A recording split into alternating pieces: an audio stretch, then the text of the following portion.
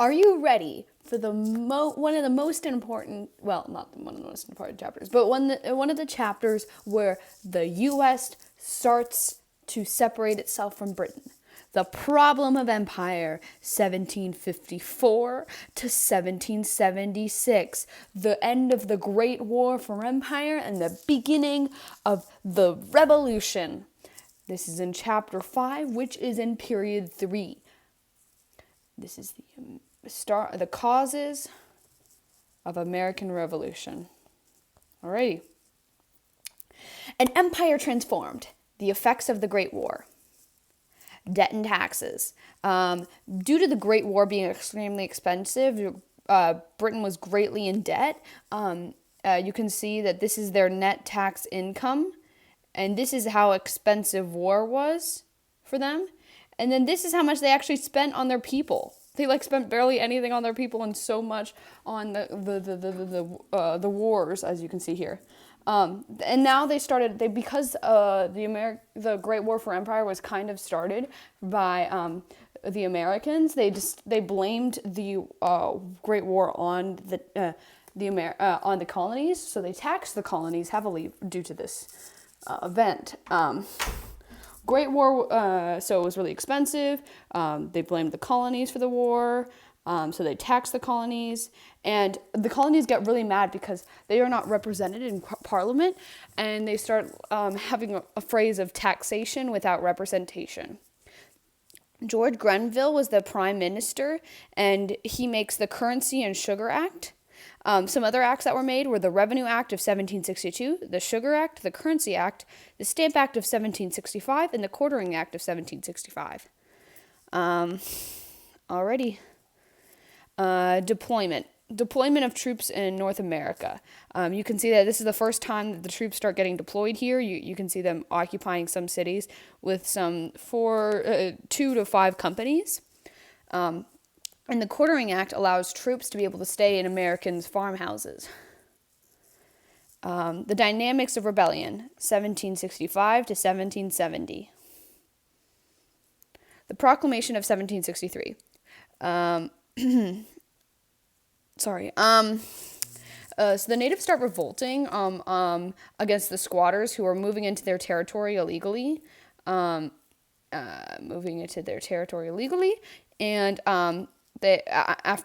they're starting to move into the Appalachian Mountains, which are here. So Britain makes the Proclamation of 1763 to stop people from moving west of the Appalachian Mountains. But Americans get kind of mad at this because they're like, hey, I want to live in this area.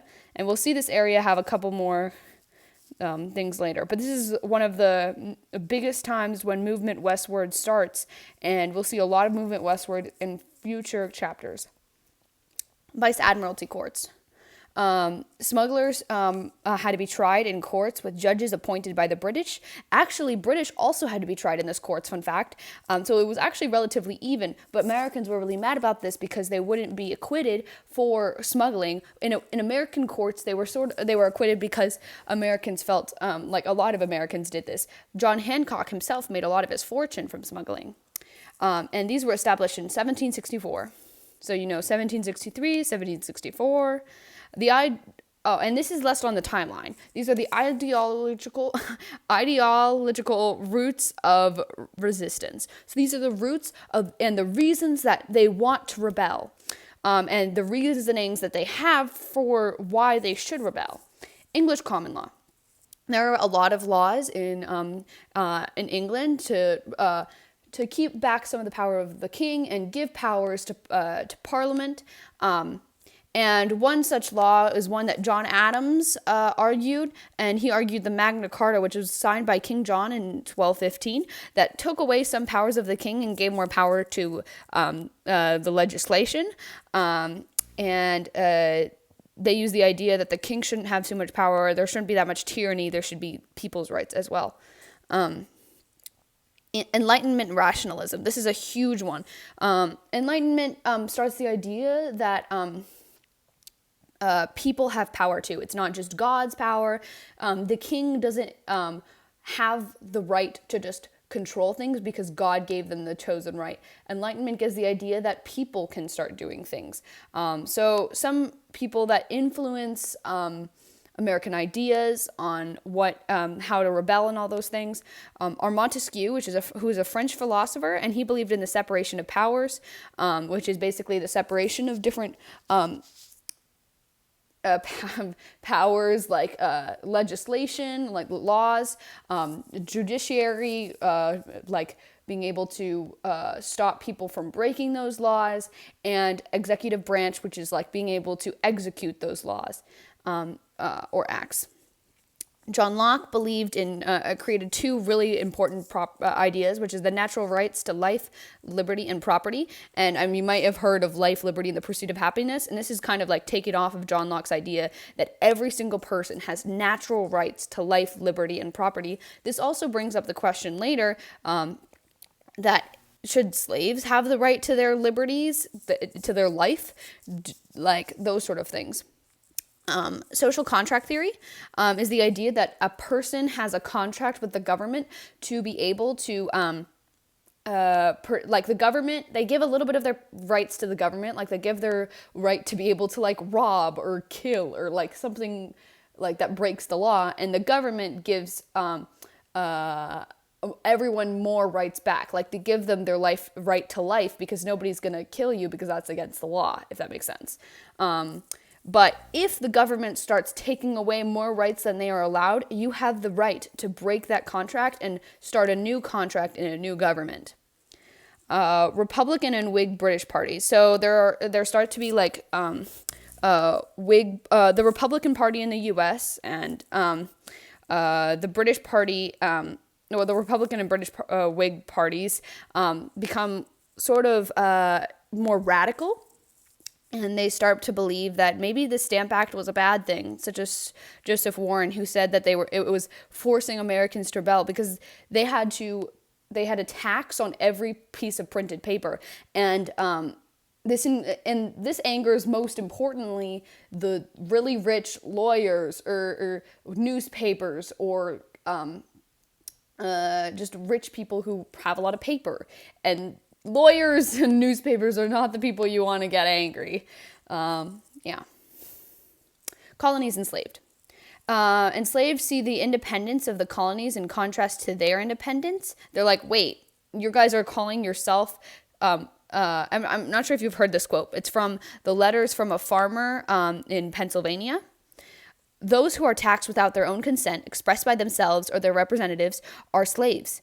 We are taxed without our consent, taxation without representation, mentioned earlier, expressed by our representatives. We are, therefore, slaves. And keep in mind, a lot of these people already owned slaves. So Southern colonists are like, wait, we shouldn't be comparing this to slavery because our slaves might want to free themselves. One of the first times when slave owners get really nervous about slavery being threatened. Effects of the Stamp Act of 1765. We mentioned this a bit earlier, but the effects of the Stamp Act were the burning of effigies. You can see over here a hanging. An effigy is basically a person made to look like another, and the effigies were supposed to represent the tax takers, the ones collecting all the taxes for them. And so they would make a copy of the person and then burn it, hang it, etc., or tar it. People started breaking windows, rioting, and then tax collectors started resigning, and this happened in 1765. And there was also the first boycott in 1765. And over here you can see actually British-made goods to try to appeal to American consumers. No Stamp Act. America, liberty, restored. You can see the appeal to American rioting. Effects of the Stamp Act continued, specifically the Boston Massacre, or that's what it's called. So they start moving the military onto Boston, and you'll see the growth of this as things go on. You can see how many troops they had by 1775. Alrighty. And the first compromise happens, which is the repeal of the Stamp Act in 1766. You can see the funeral of the Stamp Act as people walk with a tombstone and everyone talking. Repeal of the Stamp Act funeral with Grenville's carrying the child's coffin, born 1765, died 1766. So this is George Grenville, who is the prime minister. And let's just talk quickly about the Boston Massacre. It ended up killing 5 people, and the people had been throwing rocks at the soldiers, and the soldiers shot back. And many of the drawings, such as these, showed many white people died, but really, like a lot of the people who were shot, I forget his name, but there was one man who was half African American who became fairly famous, but you can see here how they're trying to make you sympathize for the Americans. This man, some of these people look excited to kill. Look at this man, he's smiling. And then you can see a dog here, people bleeding on the ground, everyone trying to save them. It's supposed to seem like they're the good guys in this situation. And they called it a massacre, which is propaganda because only 5 people died. You can also notice in this paint, we're just going to analyze this for a bit. Give me a second. You can see that it's dark on this side with the moon and very light on this side. And that's supposed to contrast how, like, they were poor, they weren't doing so well, the Americans were, and the British were getting all the money. In this picture, you can't really see it, but there's actually a man shooting from a window on this side. I believe it's right here. And yeah. And there's also a butcher's hall right there. The Townsend duties of 1767. The Townsend Act of 1767. Duties on paper, glass, paint, and tea pay for military in America. It pays for the royal governors, which rule each state and are appointed by the crown. They pay for the judges in the Vice Admiralty courts. And it pays for imperial officers. So you can see the tax on tea over here would be paying for this man right here. The Revenue Act of 1767 creates a Board of Customs Commissions and adds Vice Admiralty courts. So the Board of Customs Commissions regulates trade between Britain and America. The boycott in 1768... it creates the Daughters of Liberty idea, and they end up sewing for the revolution, and they Americans can't buy textiles from Britain, right? So they start getting textiles from people in America, and this can grow a little bit of industry in the Americas, and we'll see that later on as well with the American Industrial Revolution. Sovereignty debated. They start debating whether they should be separate from Britain, though it is not thought to be the thing that will happen. The Second Compromise of 1770. Prime Minister Lord North pushes for the partial repeal of this Townsend Act. So they take out everything, but they keep the tax on tea. We'll see some effects of that later on. So you can see over here a really interesting drawing. It doesn't usually have these, by the way. But, yeah. So this is Lord Sandwich, who was relatively rapey, and he had some scandals. So that's what he's doing over here. This is Lord Mansfield, the Chief Justice of Britain. You can see Lord North, the Prime Minister, pushing in taxes. You can see Boston right here. Boston cannonaded.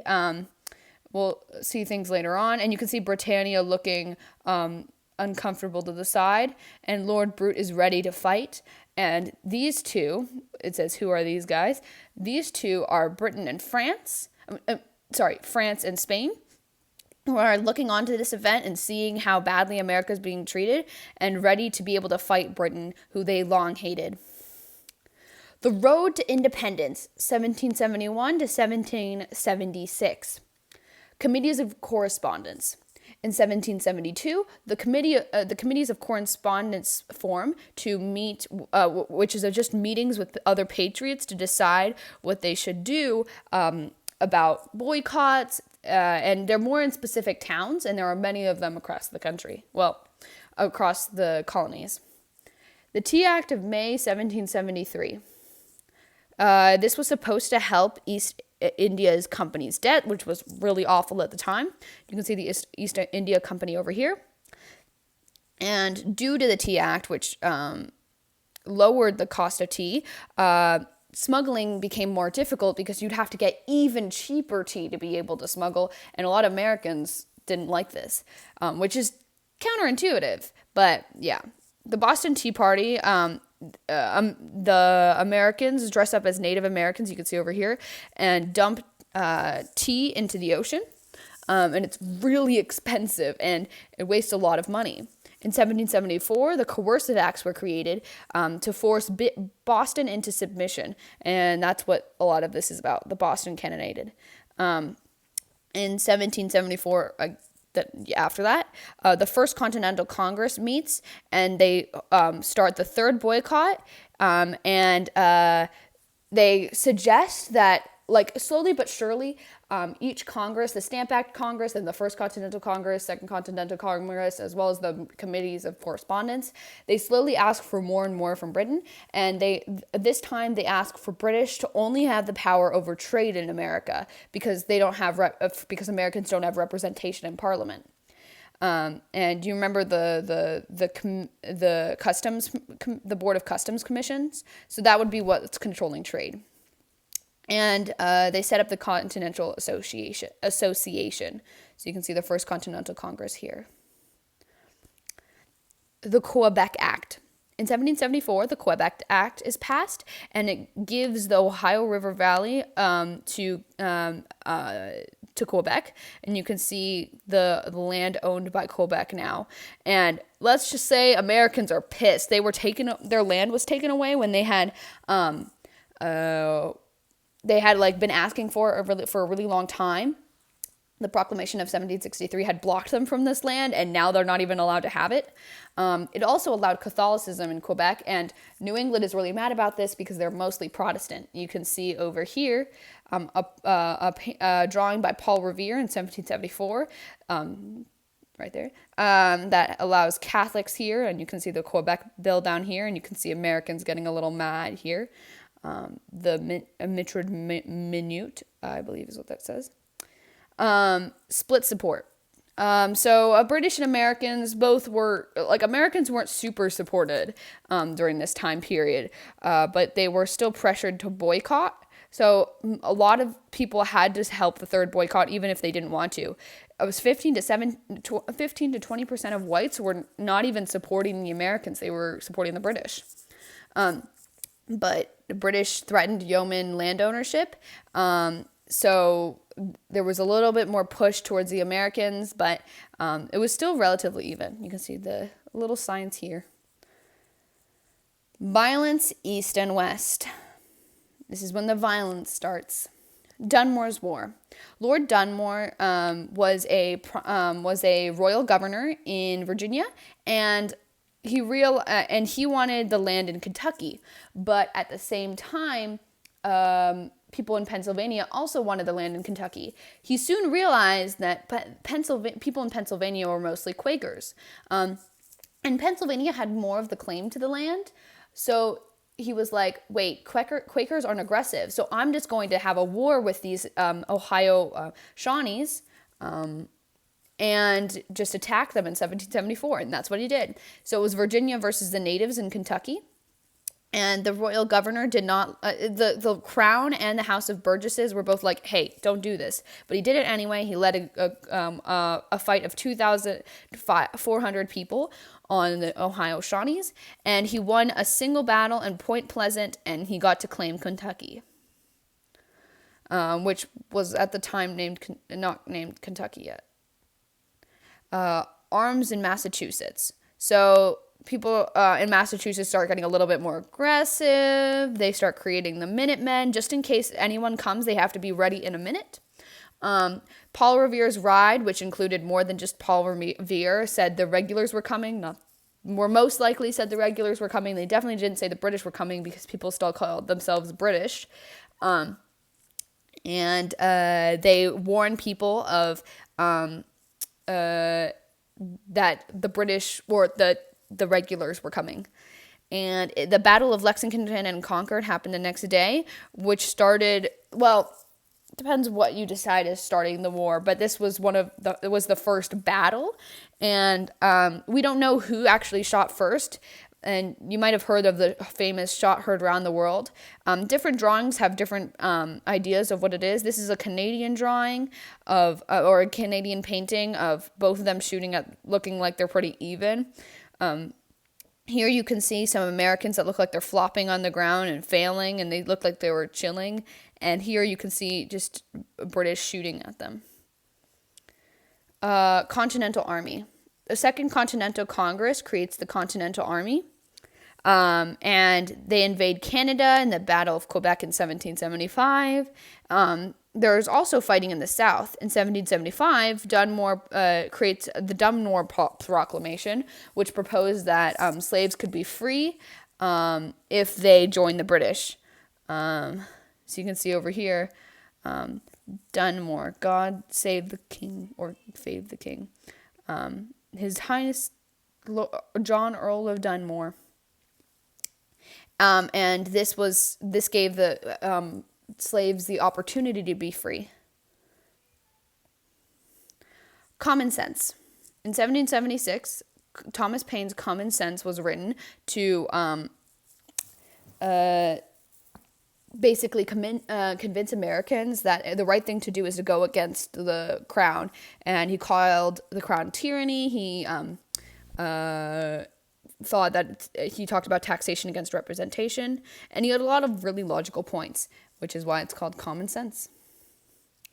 Declaration of Independence was written on July 4th, 1776 by Thomas Jefferson, as well as others, but mainly Thomas Jefferson, and it had really a lot of influence from the Enlightenment. As mentioned earlier, the Enlightenment was like...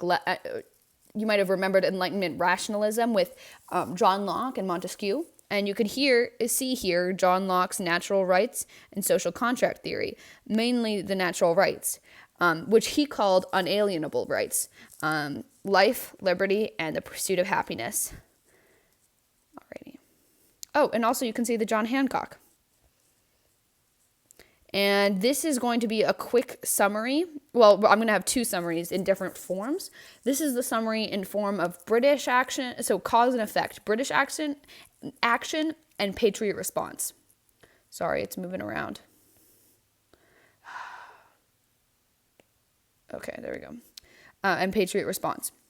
In 1762, the Revenue Act was created, and it didn't allow Americans to use paper money, and merchants were really mad about this, but they didn't talk about it too much. They just complained about it privately. In 1763, the Proclamation line got land speculators mad.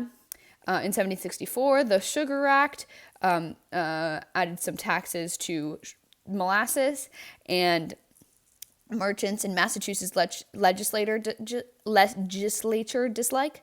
In 1765, the Stamp Act causes the Sons of Liberty to riot, as well as the Daughters of Liberty.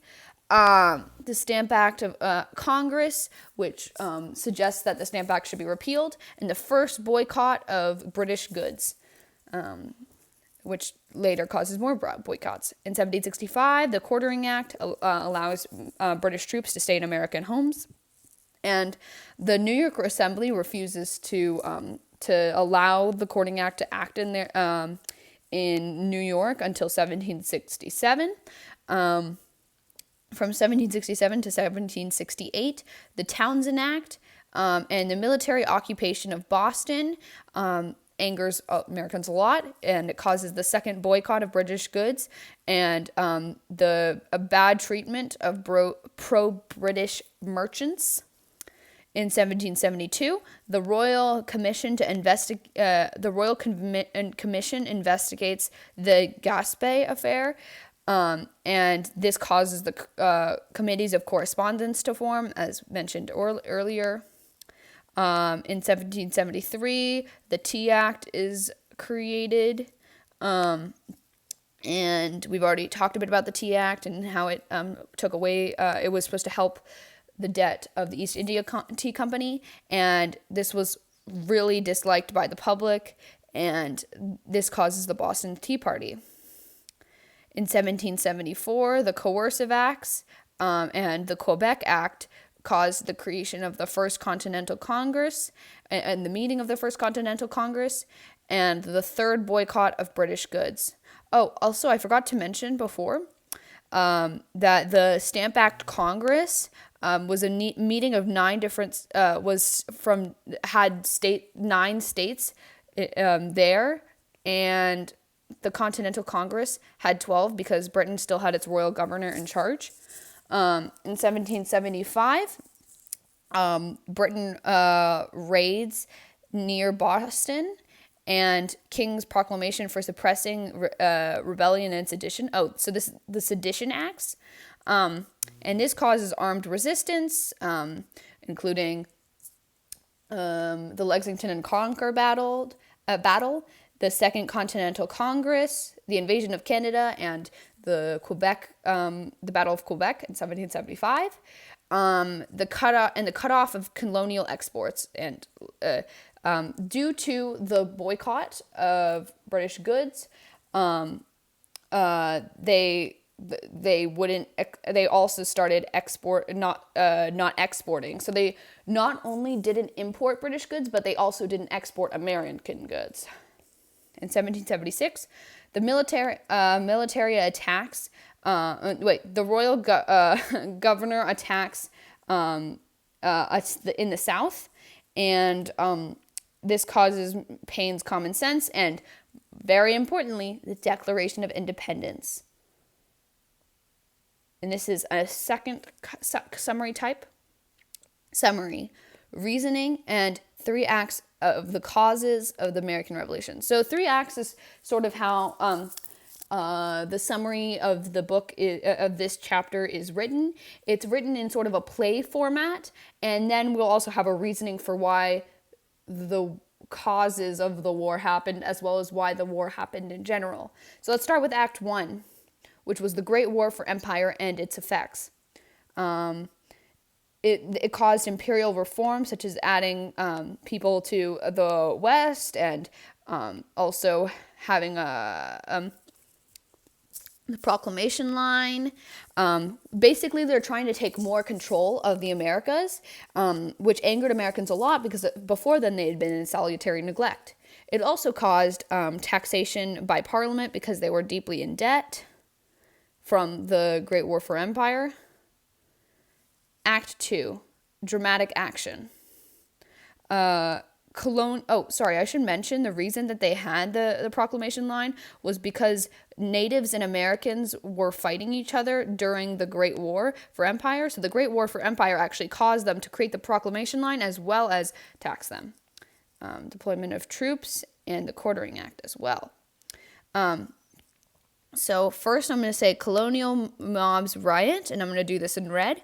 So this is the dramatic action section, the part that gets real exciting. They start burning effigies. You can see that over here. And the Boston Massacre occurs. With killing. The colonialists move west, but they're not allowed to because of the Proclamation line. Next, we have patriots argue ideologies of resistance and pamphlets. By the way, all of these do not necessarily happen in order. It's more just the idea that these 4 things happen. So some things that they argue are John Locke's Natural Rights and Social Contract Theory of Montesquieu as well. And The Common Sense by Thomas Paine is another large pamphlet. It gets widely spread. Parliament tries to take control while also giving some freedom. This includes 3 things, mainly. The partial repeal of the Townsend Acts in 1770. this happens later on, and they keep the Tea Act to show that they still have power over the Americas, but they don't want to get them mad, so they repeal everything else. There's the repeal of the Stamp Act in 1766, and this is the funeral. And after that, there's the Declaratory Act, which basically is like, hey, we still have power over you, but we're still repealing the Stamp Act, but we do have power over you. Third, I'm going to do this in green, the tragedy. The British Empire dissolves into civil war with the Battle of Lexington and Concord, Lord Dunmore's War, the Declaration of Independence, and the Dunmore Proclamation. Start fighting on all that. Lastly, we got reasons for revolution. This is not part of the acts. This is just general reasons. There wasn't really good leadership in Britain. There was a huge national debt that we saw earlier. There was wanting to control through military with the Quartering Act and the deployment of troops. The absolute supremacy of Parliament, even though they knew that they should let America be a little bit more free like they had before, because in the past there had been times when kings had tried to take control of the Americas, but then Americans got really mad and they gave up. At this point, they don't give up. They feel like Parliament has way more control. So even when they do give power, like in the repeal of the Stamp Act and the repeal of the Townsend Acts, they still have to like explain that no, we're better than you. So the previous solitary neglect also causes that. They wanted political autonomy and economic opportunity. And Americans and British just didn't understand each other well. They had different intentions and ideas. Thank you for watching.